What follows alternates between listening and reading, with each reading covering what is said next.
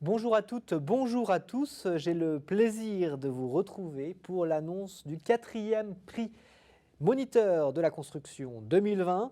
Après les 3 lauréats issus du bâtiment, Chloé Couvert, équipement technique et second œuvre, nous allons désormais découvrir celui de la catégorie travaux publics. Pour l'annoncer, c'est Muriel Blandin, responsable du développement commercial chez MBTP, qui est avec nous en visioconférence. Bonjour Muriel. Bonjour. Alors Muriel, l'année 2020 a été exceptionnelle évidemment pour les entreprises de BTP, mais aussi pour leurs employés. Comment un employeur peut-il accompagner ses salariés dans son bien-être physique et moral dans cette période un peu particulière et chahutée? Bah, écoutez, tout d'abord, je suis ravie d'être avec vous aujourd'hui. En effet, cette année 2020, je crois que pour tous, chacun, chacune, a été très éprouvante et particulièrement donc pour les professionnels, du bâtiment. Ils se sont vraiment, mobilisés, pour maintenir l'activité et dès le 1er jour, du confinement, donc dès le 17 mars, puisque nous, on est vraiment en rapport avec, ces entreprises et on a essayé donc de vraiment de les aider au quotidien. Ça a été vraiment un challenge pour les chefs d'entreprise de pouvoir, rassurer donc les salariés et tout en les motivant à retourner, sur le terrain puisque bon, un salarié quand même était anxieux, était parfois en détresse et il a fallu voilà, les rassurer pour les faire revenir sur le chantier. Donc il y a eu des solutions pratiques qui ont été mises en place pour assurer le bien-être et toujours cette sécurité pour les salariés et surtout bien sûr ben, toujours être à l'écoute donc des éventuelles inquiétudes de l'ensemble des équipes durant ce cadre de pandémie. Et il faut savoir aussi que le bâtiment et travaux publics a travaillé main dans la main avec le Haut Conseil de la santé publique, le ministère du Travail, pour assurer cette santé, cette sécurité des salariés. Il a fallu à l'ensemble des chefs d'entreprise de revoir l'organisation du travail, c'est-à-dire que certains ont dû réaménager pardon, des locaux, pour d'autres, analyser le déroulement des chantiers, c'est-à-dire qu'il a fallu revoir, limiter le nombre de personnes donc sur les différents chantiers. Bien sûr, le respect des gestes barrières, repenser aussi les zones de circulation donc dans les locaux ou parfois dans les chantiers. Le port du masque, le lavage des mains bien sûr, utilisation du gel hydroalcoolique et lorsque ça a été possible, notamment, dans les bureaux, bien sûr penser au télétravail et ça continue, bien sûr encore jusqu'à cette fin d'année et voire sur, le début de l'année, 2021. Il y a également aussi, la suspension, des moments conviviaux, puisqu'on sait qu'il est difficile de se réunir en cette période et très souvent aussi, il y a eu des réunions de travail, qui se sont faites, à l'extérieur, voilà, pour avoir côtoyé certaines entreprises et en avoir discuté. Tous ces chefs d'entreprise ont été bien entendu, montrés à l'écoute des inquiétudes et ils ont su les orienter, bien entendu vers les services de santé et les services d'écoute qui sont dédiés. Et nous savons tous, de toute façon, que la santé physique et mentale des salariés a un impact sur la vie de l'entreprise et bien sûr sur l'ensemble des performances. Très bien, merci beaucoup Muriel pour ce regard de MBTP. Alors je rappelle que comme pour les autres catégories, le lauréat national de la catégorie travaux publics est issu de la sélection de 7 jurys régionaux, 7 lauréats régionaux TP, un par grande région. Alors voici donc la liste des lauréats régionaux de cette catégorie TP. Pour la région Auvergne-Rhône-Alpes, il s'agit des établissements Nabafa. Pour la région Est, il s'agit de l'entreprise Maurice Tivan. Pour l'Île-de-France, viabilité, terrassement, matériaux, travaux publics. En Méditerranée, c'est établissement Robert. Pour la région Nord, c'est la CETI, la Société d'études des travaux industriels. Pour la région Ouest et Centre, il s'agit de TPC Ouest. Et pour la région Sud-Ouest, la Société Nouvelle d'assainissement et d'adduction d'eau. Muriel Blandin, vous êtes avec nous pour dévoiler le nom de l'heureux lauréat de cette catégorie travaux publics. Il s'agit, Muriel? Donc le lauréat national pour la catégorie travaux publics est l'entreprise Nabafa et donc toutes nos félicitations. l'entreprise Nabafa, donc de la région Auvergne-Rhône-Alpes. Félicitations. Didier Nabafa, président des établissements Nabafa, est donc avec nous en visio pour réagir à cette annonce. Bonjour Didier Nabafa. Toutes Bonjour à mes tous. félicitations Merci. pour ce prix national de la catégorie travaux publics. Alors, on le comprend, hein, votre patronyme, Nabafa est une affaire de famille, évidemment. Vous l'avez reprise avec votre sœur, je crois, en 1985. Votre seule année déficitaire, d'ailleurs, depuis, l'entreprise n'a cessé de prospérer, de se développer, mais aussi de se diversifier. Jusqu'à ouvrir, il y a quelque temps, une plateforme de recyclage de matériaux. Et je voulais vous poser la question, si l'environnement est-il, selon vous, une activité d'avenir pour une entreprise de TP comme la vôtre? Tout à fait. Merci pour ce prix. Ça m'a droit au cœur. C'est vraiment. J'arrive en fin de carrière, donc c'est vraiment un bel aboutissement et je suis très sensible. Merci. L'environnement, on en parle beaucoup, tous les jours un peu plus. Nous, on n'a pas attendu 2020 que ça devienne un sujet d'actualité pour s'impliquer dans l'environnement.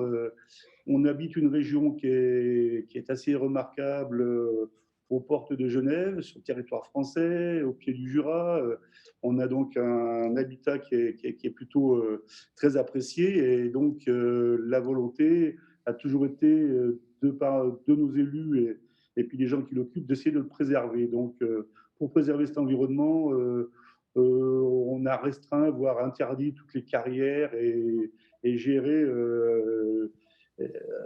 une pénurie de matériaux. Donc cette pénurie de matériaux, on a pris le problème, disons, à bras le corps, nous, il y a maintenant plus d'une vingtaine d'années, hein, où on s'est un petit peu initié dans le recyclage de matériaux et on a développé au fil des années tout un tas de process sur un foncier dédié, bien organisé, on en est assez fiers, en pleine campagne, mais à quelques kilomètres. Quand je dis quelques kilomètres, c'est 5 à moins de 10 kilomètres, disons, des points de production de déchets, de la construction, sachant que notre région est très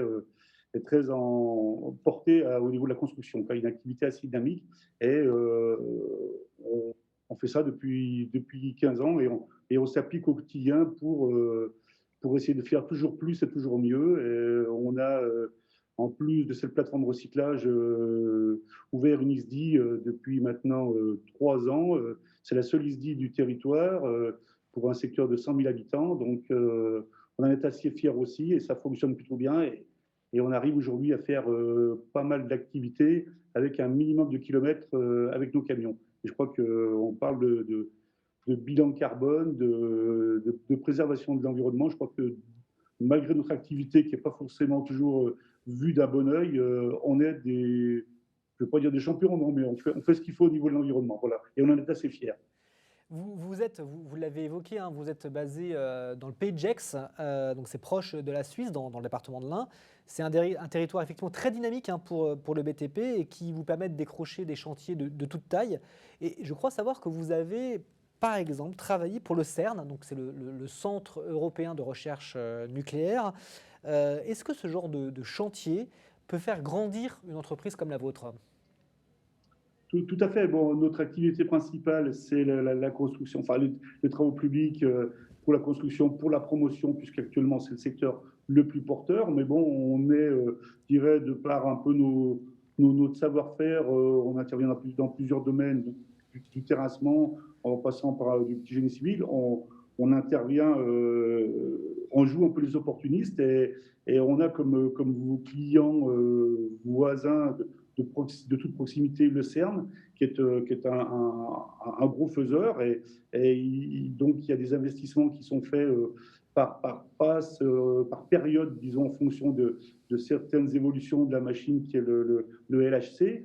Et donc, c'était tout naturellement qu'on s'oriente vers ce client-là, qui représente quelque chose d'important. Alors, effectivement, c'est un peu plus contraignant de travailler pour ce client-là. Par contre, ça nous impose une rigueur dans l'organisation, dans la sécurité, dans la qualité. On a un avantage dans tout ça, c'est que le client en face de ses exigences, nous donne les moyens, aussi bien en termes d'organisation, de maîtrise d'œuvre, de suivi, pour que les choses se passent pour le mieux. Donc nous, on a fait un certain nombre d'opérations assez spectaculaires. On a pris ça un peu comme des défis et ça s'est bien passé. Ça nous a fait grandir effectivement. Ça nous a appris pas mal de choses. Et pareil, on en est assez fiers aussi. Là. Très bien, donc on le voit, une entreprise très ancrée dans son territoire, à la fois pour les chantiers, pour les clients, etc. Une entreprise familiale, on l'a dit aussi. À qui allez-vous passer la main lorsque votre sœur et vous allez partir en retraite? Alors, on avait pensé que la chose pouvait se faire en interne au niveau familial. Bon, la vie en a décidé autrement. Bref, donc notre souci depuis maintenant 2 ans, c'est d'essayer de trouver la meilleure solution pour préserver ce qu'on a construit. On a mis, bon, l'entreprise, elle a 55 ans aujourd'hui. Nous, ça fait 35 ans qu'on est associés avec ma sœur dans cette opération. On a fait un joli parcours. Ça serait dommage que tout s'arrête comme ça. Donc,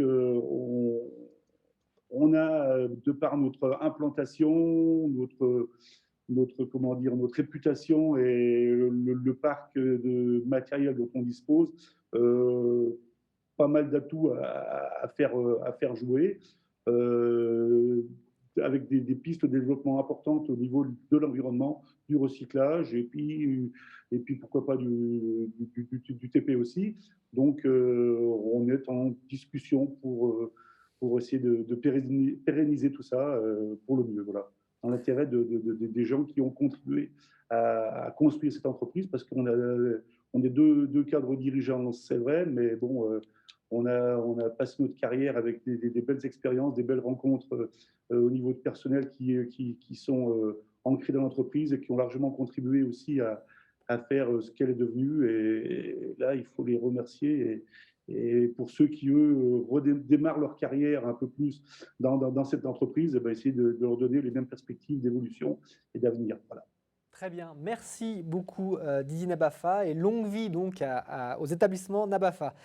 Muriel Blandin d'MBTP, est-ce que vous pouvez nous expliquer justement le choix du jury, pourquoi il s'est porté sur cette entreprise comme lauréat national de la catégorie travaux publics? Oui, bah, je vais rajouter quelques mots par rapport à ceux de Didier. Bon, pour nous, Nabafa, déjà, bon, c'est une entreprise qui représente une entreprise de proximité par rapport à nous, hein, parce que nous sommes sur Lyon, donc nous sommes proches quand même du pays de Gex. Moi, j'ai de temps en temps voilà, l'occasion de me rendre dans votre région. Nabafa, c'est vraiment un acteur historique et dynamique des travaux publics. Il se démarque bien entendu par sa performance économique.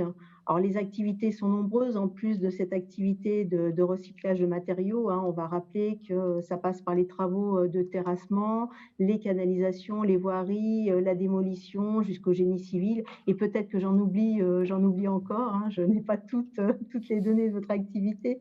Mais en tout cas, Nabafa, évoque vraiment pour nous un réel équilibre structurel, un indicateur de performance, de dynamisme et vraiment une solvabilité.